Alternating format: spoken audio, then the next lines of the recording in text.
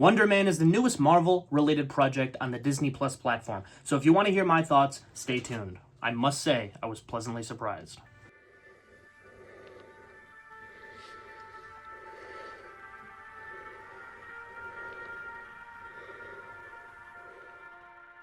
I gotta say that I wasn't super intrigued on the Wonder Man project leading up to its release until very recently when I started to actually pay attention to some of the promotional material and some of the advertising, and I started to see this kind of Hollywood-related aspect to it, of him being an actor and playing the character Wonder Man and actually having powers. I started to get a little bit more intrigued.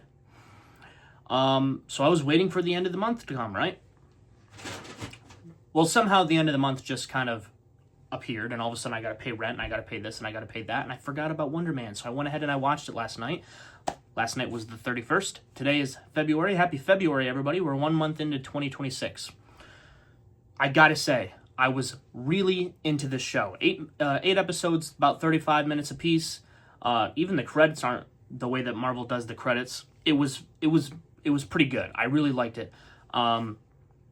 I brought up the cast so I could say the actors' names, and almost everybody here, other than Ben Kingsley, I can't say their name. The gentleman that plays Simon Williams, I don't even want to attempt to pronounce that. And then you have Janelle Jackson, who's played by X Mayo, and then you have Agent Cleary, Arian Moayed, I guess. I don't know. We got a whole lot of crazy names here, so I'm just going to refer to them as the character names, just for simplicity's sake, and I already can't speak the English language, so it doesn't help that I can't, I don't want to further embarrass myself by trying to attempt to spell these names, or pronounce these names, rather, right? So let's start off with Simon Williams. The character itself, as soon as the first episode came in, I was instantly on board with this guy. The way that he plays them, the way that the character's introduced, the urgency of his career, I loved all of it. I liked the way that it was portrayed, right? Fast forwarding just a little bit, they start to kind of weave in a couple of characters telling us that Simon is a self-centered kind of guy, right? He is kind of more so out for himself. And when I first heard this, I wasn't totally on board. I was like, well, I don't know if I see that. Maybe they're going to go back and explain something, right? And then I started to think about it, and I started thinking about how he acts in the first episode. He kind of manipulates people that he knows to kind of to get his foot in the door, right, for auditions and stuff like that.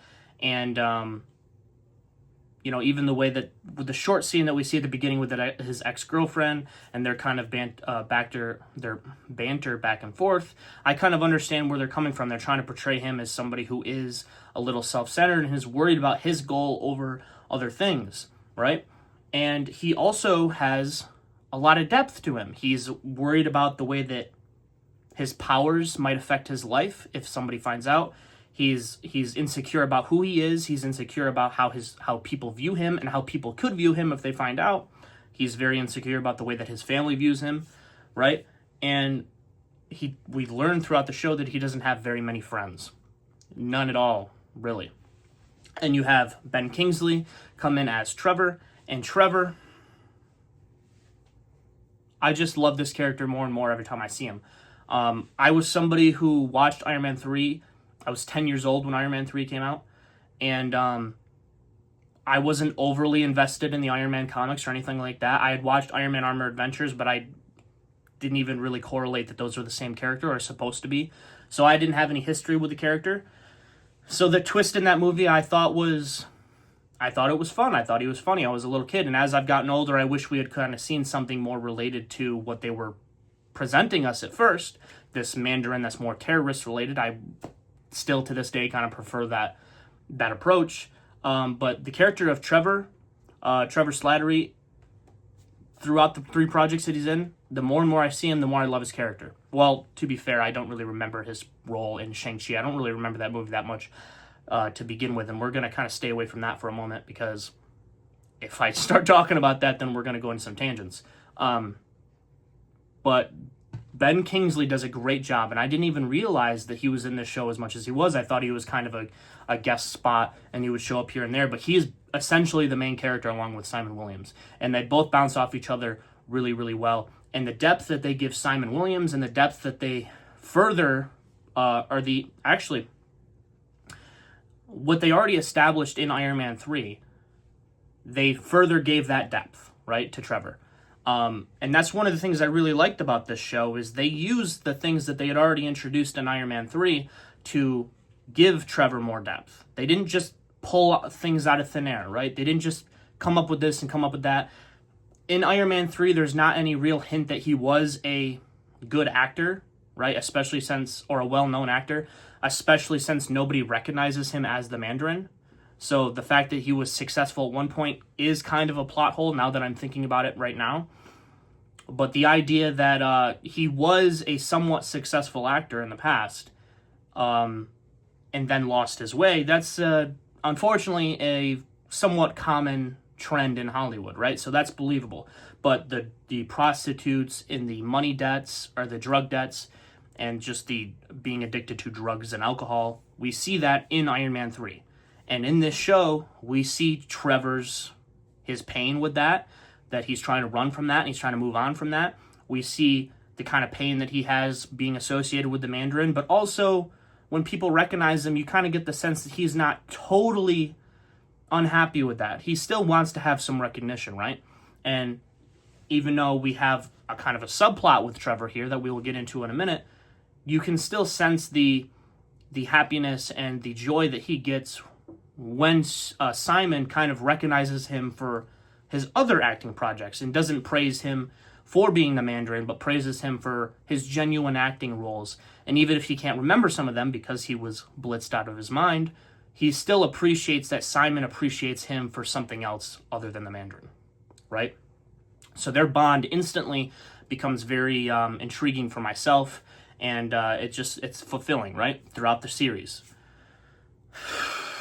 The subplot that we have with Trevor being tasked by the DODC, the Department of Damage Control, and we have the guy come back from No Way Home, and yeah, that's cool and all. This is somebody who we're familiar with, but the idea that we see one of the bases in Washington in Homecoming, and then now we have another base in Los Angeles, and the fact that it's the same guy because it's a connected universe, whatever, fine. It's somewhat cool. The guy was able to get another paycheck, good for him, but the idea that there's one damage control guy that we see years later is the same guy, that's something with these expanded universes that I have a problem with. I would rather have just give the actual Department of Damage Control more depth and more faces and stuff like that. Nonetheless, it's not a huge deal. I just find it a little corny. But the job that he was tasked with is, or I guess blackmailed rather, he tells Trevor, you're going back to prison because you never finished your sentence, or your second option is to find dirt on this guy and give us what we need, be a spy. And we've seen this kind of story before in other media that I can't think of off the top of my head, but where somebody is tasked to do something, to betray somebody, and over the course of the story, they become real, genuine friends. And he just decides not to do that, right? And the one thing that I liked about this is they kind of got rid of it very quickly. You immediately see that Trevor has a hard time doing this. He's at the bottom, it's deep down inside, he's a good guy, right? He almost doesn't have the ability to do this to begin with. He doesn't even want to place the ring on the computer. He doesn't want to interrogate or question his family, Simon's family. At the very beginning, he has a hard time doing this because he's a good person and because he starts to like Simon along the way, right? He starts to really appreciate Simon. And I thought that their back and forth was really good. I thought both of them did a great job. And the guy who plays Wonder Man, I know we kind of moved away from him from a little bit. Like I said, I can't really pronounce his name. But the gentleman who plays Wonder Man, the only other thing that I'd seen him in is Aquaman, but I've seen Aquaman once and I wasn't really paying attention. Let me catch my breath for a second. In this show, he does a great job. He's really, really good. And there's one thing that I want to mention real quick. I have no knowledge of Wonder Man whatsoever. I've never watched anything that he's in. I don't own a figure of him. I've never read a comic book with a Wonder Man in it. I know literally nothing about the character. So I'm about as close to a average movie-going audience as you can get when it comes to this specific program, right? There's a reason I bring that up. I kind of hinted towards this with the Mandarin earlier. When you don't have a connection to the character, or you don't know what the character's supposed to be, you can be much more forgiving to changes in the show. or changes in the movie, rather. Changes in the character, right? I do not think that in the comic books, Wonder Man is an actor playing Wonder Man based off of playing Wonder Man in a reboot based off of a show that happened in the 80s, especially since the character's probably been around since the 80s, right? I don't think that's in the comic books whatsoever. So that is a change that they've decided to make here. From my perspective, it really, really works. From somebody who is a super duper Wonder Man fan, I don't know. I don't know how close the show is to comic accuracy, but in terms of the show, the quality of the show, I like all of it, apart from probably two things. There's a lot that I like, and we will get into that. But I do want to preface that. I don't know anything about the character, so I have no idea if the character is comic accurate or anything like that. The thing I want to move on to with Simon is continuing the kind of depth that I alluded to. There's something that they do that I really enjoy in this show, and that's Simon's anger issues. Simon is unstable. They tell you this in the show. They show you this and they tell you this, right? They tell, not show, right? Or show, not tell, rather. They do both. They tell you and then they show you. Multiple times at the beginning of the series, you see Simon is unstable and he's got anger issues, and somebody like me can relate to that. I'm not so, I don't really get angry like I used to, but when I was younger, I was probably a bit too emotional, right? I've seen this firsthand and I've seen this secondhand. Anger issues are something that resonates with me, right? And I really appreciate them introducing a character that kind of has this dilemma, because I think it's really interesting with somebody who has kind of damaging powers like he does, somebody who has powers that can really hurt somebody. It's not like Spider-Man where his powers are he can stick to walls, right? So if he's got anger issues, there's not a whole lot he can do that would accidentally hurt somebody, right? Obviously, if he wanted to on a rampage, he could, but he doesn't have explosive powers. Like Wanda Maximoff is a character that has explosive powers if she is emotional, right? And I was going to say that this is something we haven't really seen anything like before. I was going to give one example, but Wanda is a good example. She is an emotional character, and she kind of, you see that in Age of Ultron a lot, where she kind of loses her mind, and her shit just flies everywhere, right? Specifically when Pietro dies, right? I like that aspect. The depth that they give Simon is believable, and it's I keep wanting to say intriguing. There's another word that I'm trying to think of here and I can't think of it. So, my apologies. But it's intriguing. It's interesting, right? Yeah, this is not as, it's not as organized as I had hoped it'd been. It's not quite as long as I thought it would have been going on. We're going to move on just a little bit. I think Simon's a great character, right? I think they do a good job with him. They give him an interesting, I wouldn't say they give him an interesting backstory, but they give you things from his past that kind of are intriguing, right? He's unstable.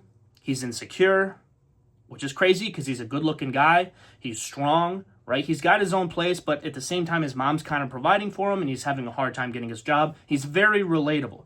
He has a lot of things to be insecure about and a lot of things that can make him unstable. He's unsure about his place in the world, and he doesn't want to be ridiculed for the powers that he has. These are great things to have in a character. And Trevor also has these insecurities, and you see an example towards the not fourth episode, but the third or fifth episode,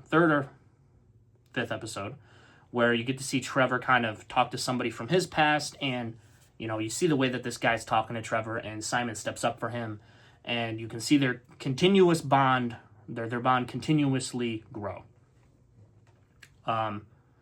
Speaking of the fourth episode, the Doorman episode, do I think that this episode was completely necessary? I don't. I don't think it was very necessary.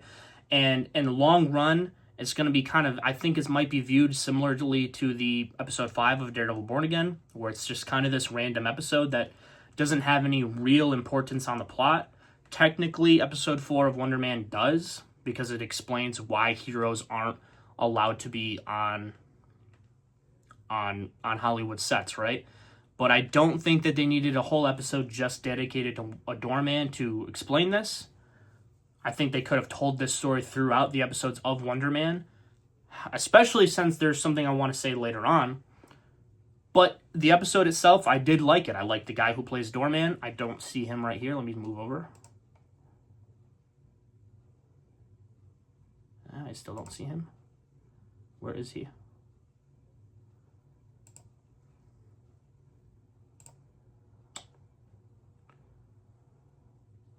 Brian Bowers plays DeMar Davis. Does a really good job. I liked his character a lot. But I don't know how necessary it was. Am I upset that it was in there? No, but to be honest, I don't know how necessary it was. I feel like they could have...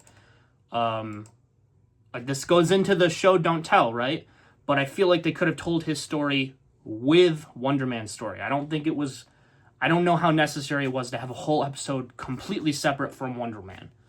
That's a little bit odd. If this was a show that came out week to week, then that's kind of an issue for me. But since it dropped all at once, I think it's fine. That is something that I would like to hear some other people's thoughts. So after this, I will be inspecting some other people's reviews to see what their kind of thoughts are on this. Because it was a good episode. I did like it. I just don't know. I don't know if the execution was something that a lot of people are going to be happy about. But moving on from that, just kind of the rest of the episodes kind of go in with the same thing. It's just Simon and Trevor's relationship. And I think that it was just handled really well. I like the side characters that they meet. And they kind of even... they kind of like mess around with expectations, right? You see, what is his name? Esteban. When they first go into the house, and they were sent there because they were told that he is a thief, right? And he looks like he could be doing something he shouldn't be doing, right? And it seems a little stereotypical. And then you find out that the characters also think this. They also accuse him of doing something that he shouldn't. And then it's played off for a joke, and he's not doing anything. He's just making candy, right? I thought that was funny. I thought that was cool. They played with the stereotypes and the expectations type thing, and they made the characters think it too. Because if the characters didn't think it, it was just like something that we're supposed to think, and then they're like, oh, why would you think that? I think those type of stories are a little bit annoying, right? Where the characters are so perfect they wouldn't dare think anything like that. But the fact that the characters thought it, and they kind of set us up to think that too, I thought that was funny. But he's just making candy. I thought that was humorous. Speaking of that episode, I think that was episode 5. I don't remember fully, but when the other guys come there to and they're holding a gun at the kid, and he's threatening to do something to this guy, and Simon and Trevor are just worried about the camera. What is Wonder Man doing? He's got powers. I know he doesn't want to set his powers off, but we've seen him be courageous. We've seen him be courageous the night before. That's what got him into this problem, and we've seen him be courageous with Trevor and stand up for people. What was he doing? Why was he not opening that door and just trying to take care of that guy? I understand that he had things that he was worried about, but in stories like this, the character's heroism is supposed to trump the responsibility is supposed to trump, the consequences, right? That's what happened the night before. And I understand, don't make the same mistake twice, but at the same time, there's a gun pointed at this guy's head. So that was a little weird. I don't know how I felt about that. Eventually, the show, and also one thing that I thought was pretty unique or unexpected is that I thought the character was going to get the role of Wonder Man pretty soon, and we're going to kind of see him play the character, and then we're going to see him do superhero stuff. They didn't do that at all. The whole entirety of the series is just him trying to land the role, and then finally landing the role in like the 7th episode, if I remember correctly, or at the end of the 6th, like him actually being on set and whatever. I really like that. The whole thing is just character-based. The whole thing is just drama, right? And I know people don't want to watch a superhero show that is just drama, but some of the best superhero shows that we have are character dramas. You got Daredevil. You got the first couple seasons of Arrow, right? Even the first couple seasons of The Flash. Although The Flash kind of gets into it way too much, right? But these shows, I can't really speak on Smallville because I've never watched it. But some of the best TV shows that we have are character dramas, superhero ones related. But this has no superheroing in it at all. And I really liked it. There's no CGI to worry about, at least, not a whole lot. It's just characters being characters and character arcs being fulfilled, created and being fulfilled. and I really enjoyed it. I was not expecting this at all, and this is more this. I want to see more like this from Marvel. I really, really do, and that's why I'm making this video. I wouldn't just make. I haven't made reviews on any of the Marvel projects that have come out thus far, other than Daredevil, of recent history, and on this channel specifically. But I had to speak on Wonder Man. I don't know anything about the character, and I went in there with blind eyes, right? But no expectations, anything like that, and I walked out. I turned my TV off, very, very impressed and excited to see this character again, and hopefully we do. I want to move on to my gripes, though. At the end of the 7th episode, we find out, our Simon finds out that Trevor he had a deal, and that he was spying on him, right? And he was building dirt on him. And, you know, we kind of get this from TV shows where something happens and the other character finds out, and then the other character doesn't get to explain himself before the drama continues. This is something that I don't like in TV shows. It's done too often.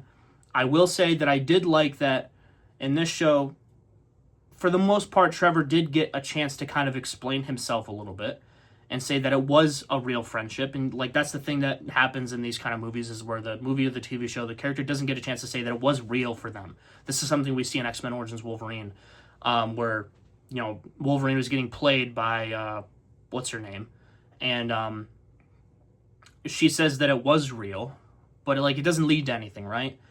In this, you know, Trevor does say that it was real. Simon still leaves anyway because he's got to blow off some steam for real. Bro almost makes a building collapse. I thought that was fine. The episode that it ends with was fine. And then the next episode, it's only a half an hour. We see an example. This is my biggest gripe. This is the final episode. We see an example of Simon once again using his anger or having rage and using his powers accidentally and causing damage. We've seen what he did to the kitchen in his mom's house, and there's no consequences. It's not brought up again. We see the next time he talks to his mother on the phone, she's acting all fine. The next time we see his brother, he's all good, right? The movie's come out, it's been months later. There was no consequences for these actions, and when he knocks down this whole building, he could have seriously put people in harm's way, and it's like, oh, okay, the building's empty. It doesn't matter. It caused the whole freaking kaboom, right? You know, the impact, like the air just rushing out towards people, could have seriously injured them. There's consequences to this sort of thing, right? You can't be somebody who's got powers and you're supposed to be a hero, and you can't be acting like this. And I wish that's something that they would have brought home. But instead, the beginning of the next episode results in Simon essentially getting a get out of jail free card because Trevor, his character arc comes full circle, right? Where Trevor becomes the Mandarin once again, not because he's bad, but because he's that good, right? He becomes the Mandarin. They keep talking about the Mandarin through the whole thing, and he finally becomes the Mandarin. But he does it out of friendship. He does it out of sacrifice. And his character, he knows that he has an unpaid debt. He did something that was bad. He was pulled out of jail, and he's trying to run from his consequences. Trevor pays the consequences. He lets the world believe that he is a bad guy, that he was really the Mandarin all along and it was fake and his career is over. He takes the consequences for that. He takes the blame for what Simon's done, and he takes the fall. He gets arrested. It's all over the news, all over this and that. His character arc goes full circle. The Mandarin is back, and Trevor takes the consequences for his actions, but he does it out of heroism, right? Beautiful. Chef's kiss, right? And then all of a sudden, the movie premiere comes. It's months later. The film's done. The movie premiere comes. Simon, Simon's agent tells him, oh, you can do whatever you want to do now. And then all of a sudden, well, there was a weird commercial in the middle, so I don't know if there was like a time jump or whatever. There had to have been some sort of time jump, but I don't know if there was. All of a sudden, we're in the middle of nowhere, and we're finding out this guy, and it's like, okay. And it feels weird at first, because you're like, this is the last episode. Why are we getting introduced to new characters? So you got to be patient for a second. We find out what's going on. Simon breaks into the DODC jail, or the prison, and he busts out Trevor. I have multiple problems with this. First of all, you're introducing new characters at the end of the episode, so I didn't know what was going on, and that's irritating. Second of all, Trevor's character arc goes full circle. He accepts the consequences for being the Mandarin. The entire show, he's running away from being the Mandarin. He says, that wasn't me, it was just an act. He says in Iron Man 3, it was just an act. The Hell of the King thing, he says it was just an act, right? I haven't actually watched that. I think he says that in that, though. He pretends to do, he does it as a joke, right? The entire character arc is him running from the Mandarin and running from his consequences and running from his actions.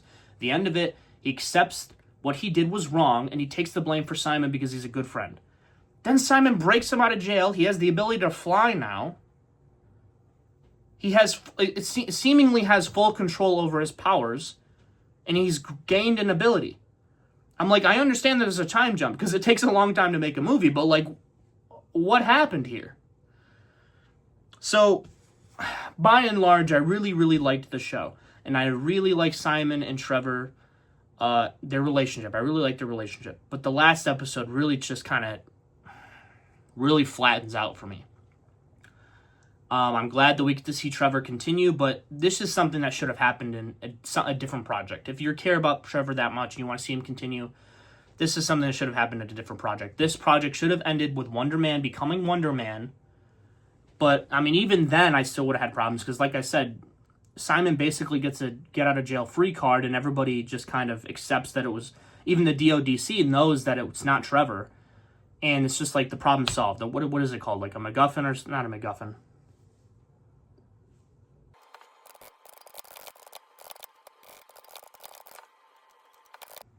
Okay, it took me forever to figure it out, but I remembered. It's a Deus Ex Machina, right? That's sort of what we kind of see at the end of this, and it's a little frustrating. It's like the actual definition of a Deus Ex Machina is, in some cases, a solution is introduced suddenly and it is not a logical outcome, right? The Trevor taking the blame is somewhat of a logical outcome, right?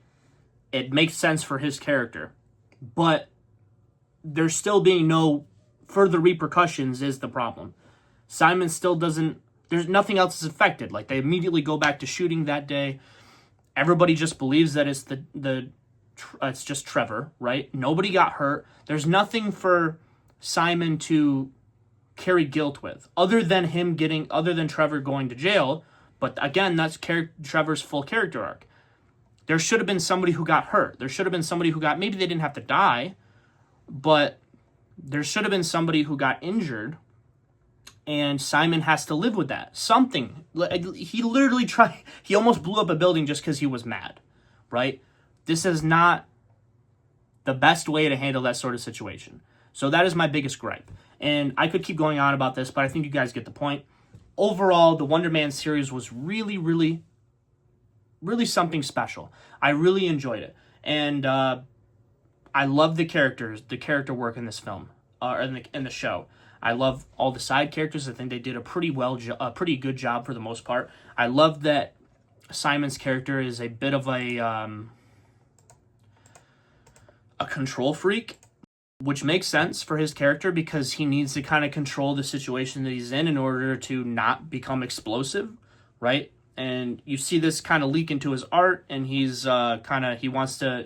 to audition a certain way. He has to get a good night's sleep, or he has to go to the workout. He has to mess with the script in order to get it to make sense to him. He has to get into a mindset. He wants to change things when maybe he's not in the position to do it. And in the first episode, you can kind of see him being exhaustive towards his co-stars and not so much the co-stars, but the production team, the cast and the crew. He kind of becomes exhaustive to work with and be around. You can see that he is selfish and he is difficult to work with. Just the character of Simon, they do a great job, and I think he's intriguing. And I want to see more characters like this. And the one example I was going to give of somebody who we see like this in prior MCU or prior Marvel movies is Thor. Thor in the first movie is very much like this. He's immature, he's explosive, he's egotistical. He brings his friends and his family to Vormir.